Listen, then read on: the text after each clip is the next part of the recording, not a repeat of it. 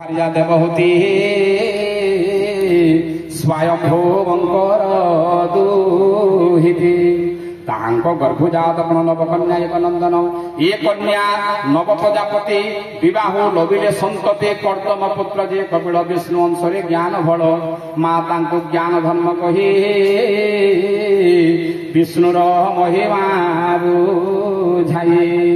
कपिल तपस्थाने गली